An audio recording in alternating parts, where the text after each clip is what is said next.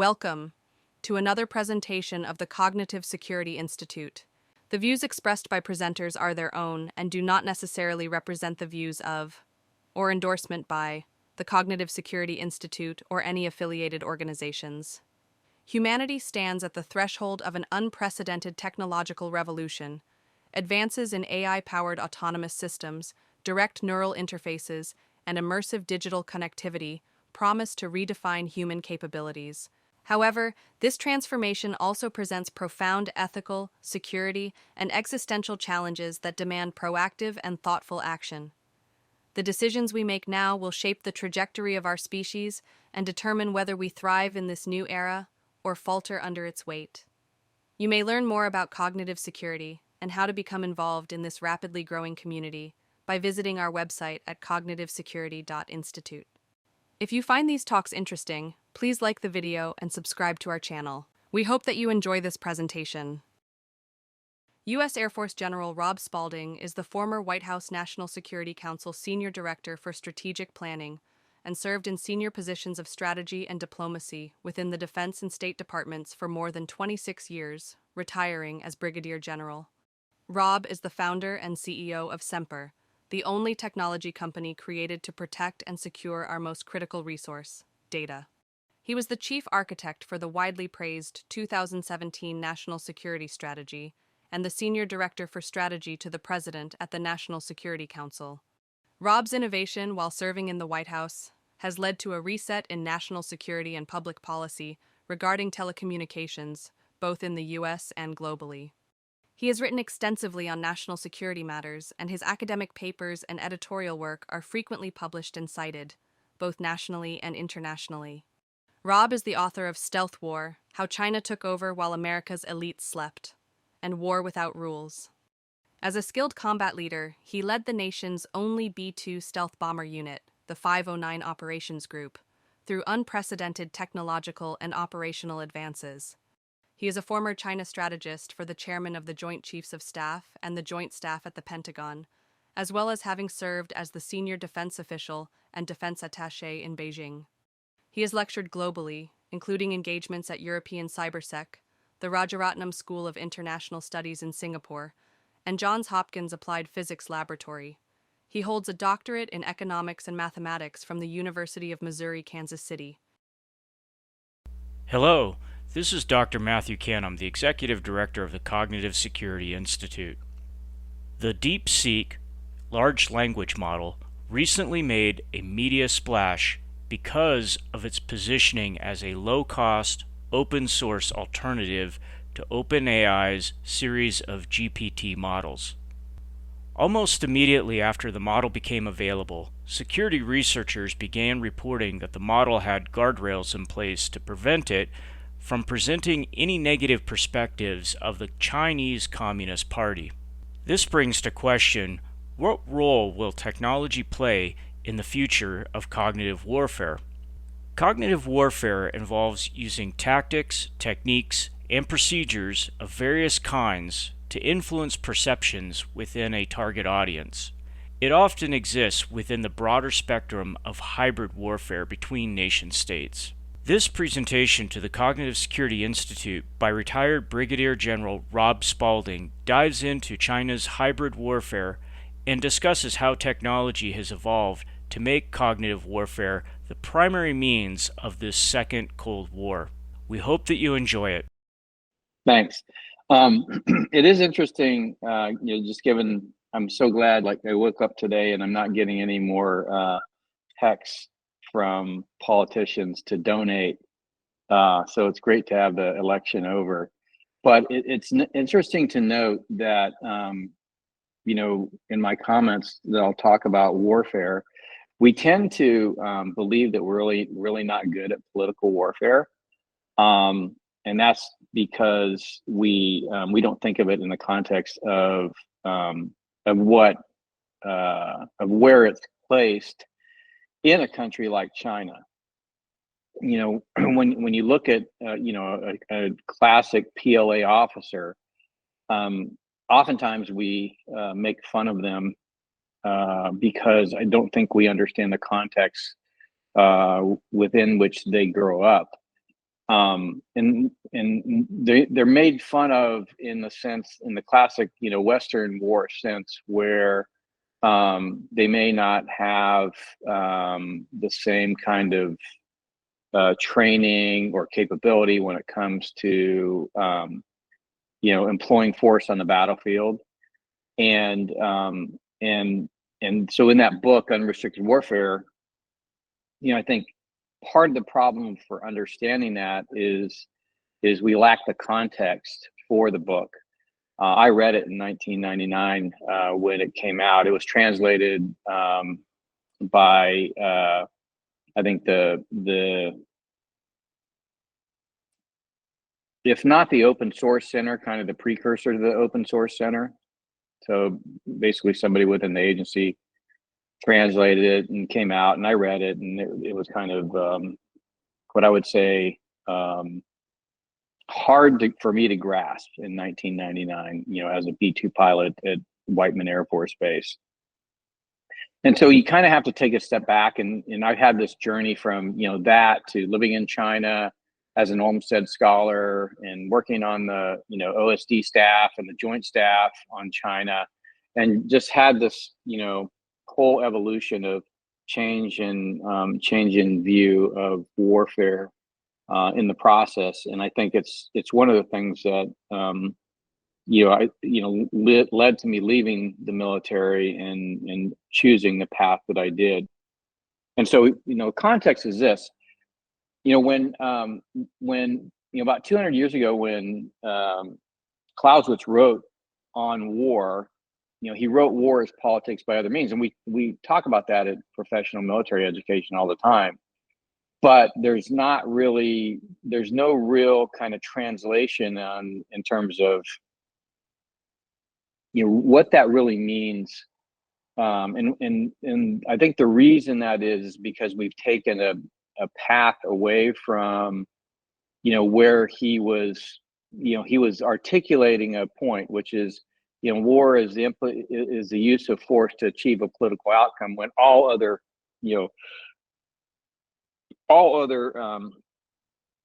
courses of action have failed. Diplomacy, economic sanctions, a whole host of things that a nation state can use to resolve disagreement, and war is kind of the last one. And so when he said war is politics by other means, he was kind of talking about what is war in the context of human existence and in the context of the nation state. But what the way we went about it was more in the line of Jomini. Jomini was a Swiss military officer, and he was one of the major writers of Napoleonic Art of War. And he writes, the first care of a commander should be to agree with the head of state upon the character of the war. And if you think about the Western tradition being one of science and knowledge and logic and reason and facts, and even moving away from kind of the physical sciences like physics or mathematics and more into the social sciences, even the social sciences like economics or politics have tried to bring in this idea of more of a neoclassical look at social sciences, which is much more fact-based, objective. And of course, those have, in my opinion, resulted in utter failure, because trying to, take human behavior and set it according to a set of, laws like the physical world is just going to result in failure. But nevertheless, that's what the West did. So when you look at the long line of Western tradition for warfare, and you start to think about, okay, well, we've been, the latest characterization of that that I think is really still highly prevalent in the military is this idea of lethality. Mattis, the Secretary of Defense, said it's all about lethality. So this whole process of getting from a political process, war is politics by other means, and down to how do we be very precise at the application of force. So we've become almost like in Western medicine, where different physicians, essentially specialize, like a brain surgeon or a heart surgeon. And Eastern medicine is more holistic in nature. We've taken the politics out of warfare, and we said, okay, what we think war should be, along the lines of Germany, is politicians stay out of war. Tell us what you want to do. We'll go do it, and we'll do it precisely with minimum casualties, and achieve the effect. And so when you look at that and you kind of think about the Western way of doing things, it also, not just in terms of the application of force for a political outcome, but the application of force, a precise application of force, also aligns very well with how we think of strategy. So a guy named Francois Julien, a Frenchman, wrote a treatise on efficacy, and he talks about how the West and the East look at strategy differently. The West will be, hey, we're gonna pick a goal, we're gonna muster our resources, and we're gonna go out and achieve that goal. And it's much more about shaping the world to your desired outcome. Whereas in the East, it is much more of understanding the world, understanding the trends, and then shaping yourself to kind of, in a sense, get carried away with it. Like, how do I adapt myself to take advantage of where the world is going and what the world is showing me? And so, there's a whole complete different way of looking at this. And so 5th century BC, Sun Tzu, The Art of War, and whether that's a person or a number of people, it's been widely read in the West. And one of the famous quotes out of there is, "The supreme art of war is to subdue your enemy without fighting," right? And so you're like, okay, well, here's a completely different perspective, where we in the West have been all about precise application of power to achieve an outcome. In many ways, that precise application of power has been decoupled from the outcome that you seek to achieve, because we're just focused on how do we precisely apply that force. But there has been others in the West that kind of understood what Art of War was trying to say. Machiavelli is a good example. 500 years ago, he wrote in The Prince, "Never attempt to win by force what can be won by deception." Again, it was understanding war in the context of politics. And so, you can go all the way back to the 5th century, where Thucydides says, "Fear, honor, and interest are why nations go to war." And so there's this dichotomy of how we look at the war, one from the East, one from the West. And to get into kind of how another, so if you could almost say that war is a social science, right? Because it is a human endeavor, and there's no physical laws or rules that govern the outcome of a war. There's what you call doctrine. So the U.S. military creates joint military doctrine, and I would say that what unrestricted warfare was an attempt by two PLA lieutenant colonels that were from the Air Force to create a doctrine for the Chinese way of war. And doctrine is, you don't want it to become dogma. In other words, it's not meant to be followed precisely, but it's meant to give you a sort of set of guidelines in how to think about going to war with an adversary. But if you think about kind of that in context of another social science, so if war is a social science, then there's another one, economics, and there's a whole whole level of effort in academia on what's called behavioral economics. And so Daniel Kahneman writes Thinking Fast and Slow, if you've read that book. He says a reliable way to make people believe in falsehoods is frequent repetition, because familiarity is not easily distinguished from truth. And then he goes on, authoritarian institutions and marketers have always known this fact, right? So he's getting at this idea that, you know, humans have they do not have an innate sense of probabilities, of statistics.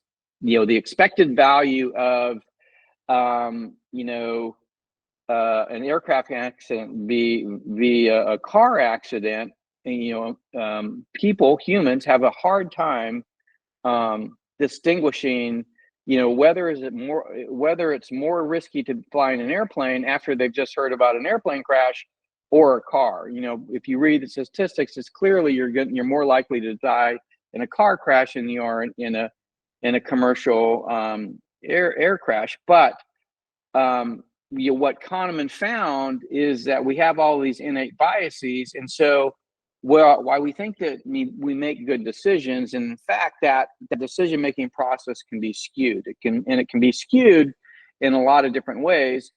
And I think when you start to look at you know, cognitive warfare, another way to say that is political warfare, the people that practice that actually understand that very, very well. And so, you know, you get into unrestricted warfare and Chaoyang and I think it's Wang Shansui, I think is the other writer. By the way, Chaoyang was promoted to Major General as 1-star in the PLA Air Force, and taught, and I think still teaches at their you know, professional military education school. He writes, if one party is at war with another and the other party does not realize it is at war, the party who knows it is at war almost always has the advantage and usually wins. And then, of course, you got Mao Zedong saying, you know, it can therefore be said that politics is war without bloodshed, while war is politics with bloodshed. And so, you know, I think, you know, trying to understand what they were saying in unrestricted warfare is really, you know, you take a step back and you begin to understand that they were trying to place war in context of human existence, and that in this effort to say, make it very clinical, almost like a surgeon's, you know, in a room in the hospital where we're trying to be very precise. And take it away from with outside the context of human existence, then you're starting to essentially caricaturize war, and you're making it into something that it really wasn't intended to be.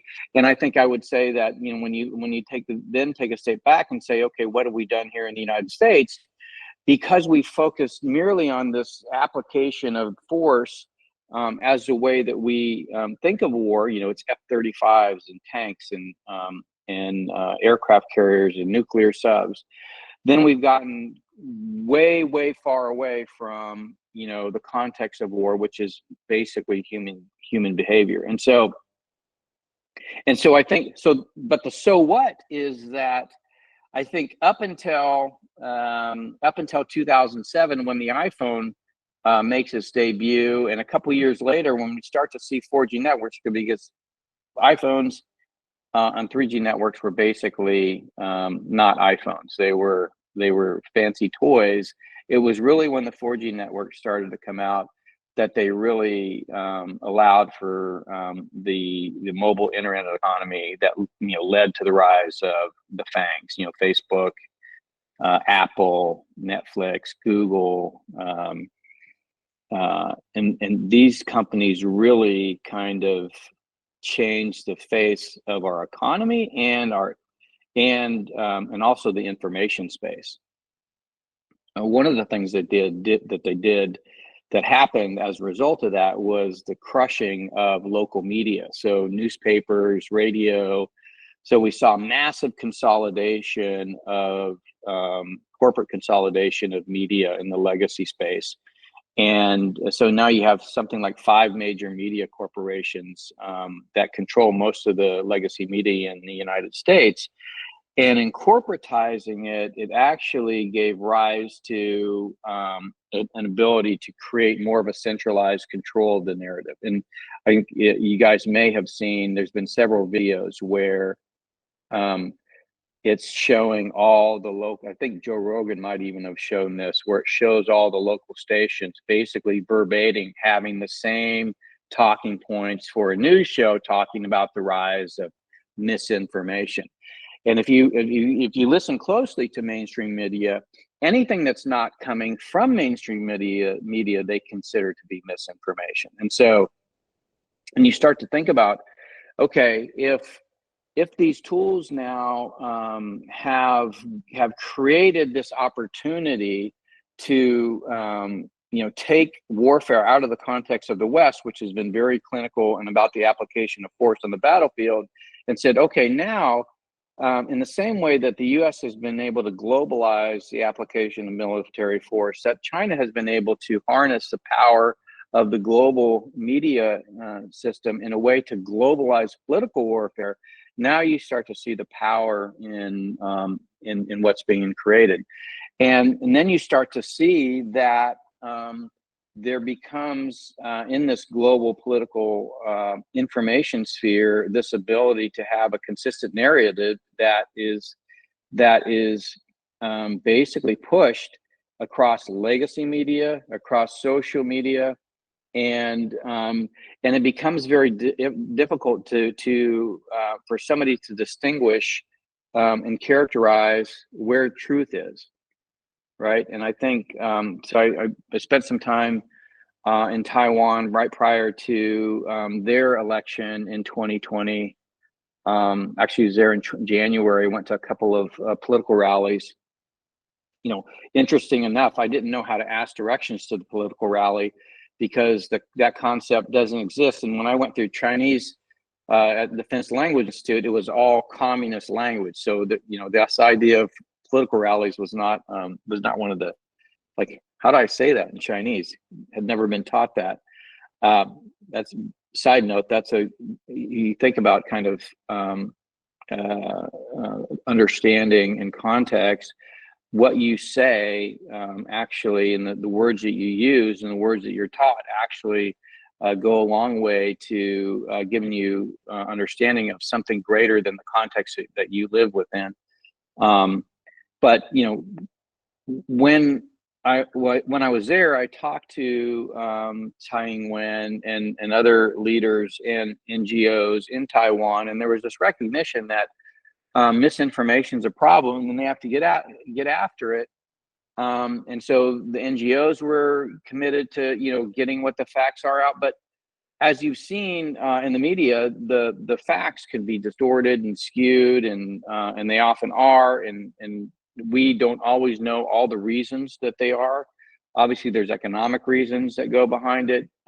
If you're owned by major hedge funds, whatever your major shareholders, they have an influence on, how that organization goes. We've seen direct implications of ownership in, for instance, like the Washington Post, when Jeff Bezos basically said, "Hey, we're not going to make a call in the presidential election this year."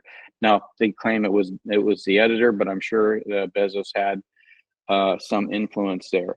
And so, having this ability to change the face of the political information complex, if you will, by using these tools that came out of Silicon Valley, I think has opened up a whole new opportunity for our adversaries who don't necessarily agree with our perspective of in particular the diffusion of power.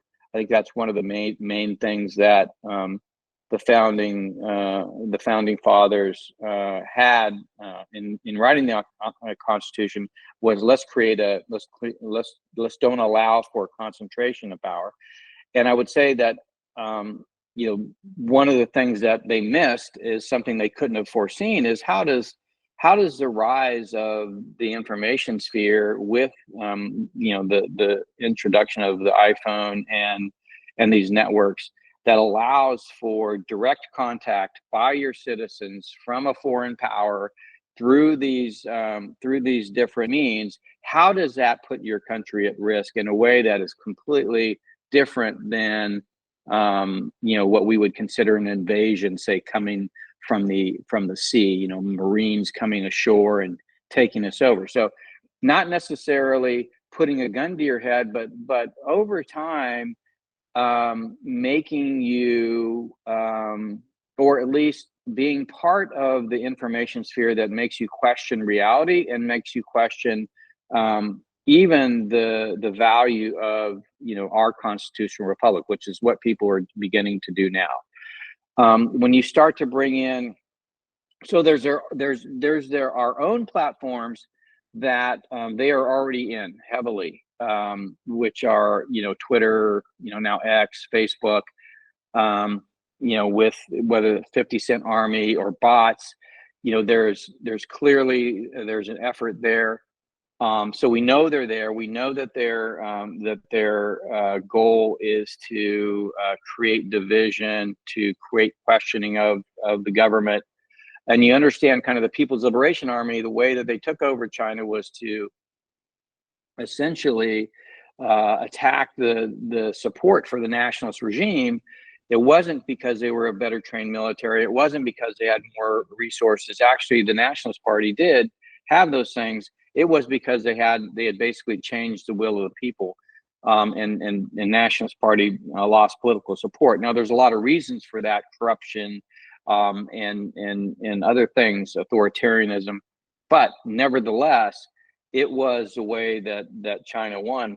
And so, when you look at a PLA officer today, they are steeped in political warfare, and now they recognize the power of a global economy and a global information space to actually begin to move those goals in their favor. And so, not only are these are they on our media systems, whether it be social media, or they're also invested in our legacy media through investments within companies like BlackRock, but also directly invested. And so when you start to bring these two things together, and those same corporations, by the way, are investing in the think tanks on K Street, and you recognize that if you're a K Street China expert and you want to talk about the political influence of China within our own borders, then you're going to rapidly find yourself looking for a job. And I've seen it firsthand, where the board members, the investors that are donating money to the think tank on K Street don't want that information coming to light, because they know that it will impact our ability to have an economic relationship with China, and that's the thing that they fear going away. And so I think when it comes right down to it, what these two PLA lieutenant colonels realized was that the trends. So remember, I talked about them adapting themselves to trends. The trends were going towards globalization and a global internet. And this was going to open up a completely different level of avenue of attack, one that is completely oblivious to us because we don't actually think of war as a political outcome, even though that we've clearly had that notion in our history for a while. And so we're going to be oblivious to it, and we're not going to have protections from it, and it's going to be in many ways it's going to be because of that we're not going to really be aware of it, and therefore we're going to have a hard time characterizing it, responding, and then ultimately their goal is that we just at some point just decide that a constitutional republic really isn't good for us. It does create the opportunity to question the prevailing narrative and say maybe, hey, things aren't right, and as far as the Chinese would believe, that is not the way a society should be run. A society should be run where the government sets what the priorities are, set what the narratives are, and all the people should comply with those. And, so when you kind of think of what China is right now, they understood that in order to protect themselves from the globalization and internet, they would need to create a firewall between them and the population. They still need technology, talent, and capital to get in, but they don't want the ideology to come in. And so, what they did, and this is all in the Tiananmen papers, the Tiananmen papers, and talk about these internal Communist Party dialogues around Tiananmen Square, and where they recognize that they have to begin to shield their society from Western influence, while at the same time taking advantage of the technology, talent, and capital that the West has. And so when I went there in 2002, and I started, just talking to people on the street, they're like, democracy's not for us. I never thought of Taiwan, being 80 miles off the coast and the thriving democracy. I just kind of accepted it. And what I didn't understand was the Chinese Communist Party, since 1989, had created this very good, education system, media system, that all reinforced kind of this idea that democracy was bad and the West was corrupt. And so now when you see these people, they 100% support the Communist Party because they don't know any different. And so you think, okay, well, they'll come over to the United States and they will be exposed to the United States. But in actuality, because they created this firewall and they kicked out all the media platforms from the West, there's no platforms in China that has an alternative view. And so they're on WeChat, they're on Weibo, they're on all of these platforms that are Chinese. They stay on them when they come over here. They continue to stay in their groups. They speak Chinese. They interact through social media on their own platforms. And so by locking out any other alternative platform in China, they've created the net effect of creating an ability to have global control over the population in terms of the information that they have access to. They don't come over here and get on Facebook. They don't come over here and get on Twitter. Maybe a few of them do, but the vast majority of them stay on their platforms, and they stay plugged into the Communist Party. And then, in terms of, so that's the Chinese language speaking diaspora. Now you're looking at, okay, well, what about Americans? That's what TikTok's for. That's what the Wu Mao Army is for. The 50 Cent Army. 30% of young people today get their news from TikTok. It is a platform now to speak directly to the citizens of the free world. And by and large, what you see today within academia and within these platforms is a deliberate and calculated and effective campaign of apology for the West, in the sense that the West is not necessarily, even though the West believes it has everything right, they're in the wrong. And in fact, there are places like China that actually have it much better, because there's a harmony between the people and the government. There's an agreement on the narrative, and so I think that is the so what, and that is the powerful nature of what they've built. And I think the tragedy of unrestricted warfare, and why I wrote War Without Rules, was that it's a really good book, but it's so hard to read and hard to understand. And so breaking out and actually understanding what they're trying to say was my goal in War Without Rules. And now I don't know if I achieved it, but I do know that I see people starting to have a better understanding of what's going on in our midst, and with better understanding comes within a free society where everybody can be their own independent actor, and ability and a willingness to do something about it. So, which was always my hope. So, with that, happy to have any, Q&A dialogue and question anything or everything that I said. Thank you for taking the time to watch this presentation to the Cognitive Security Institute. If you enjoyed this talk, please like the video and subscribe to our channel. You may learn more about topics in cognitive security by visiting us at cognitivesecurity.institute.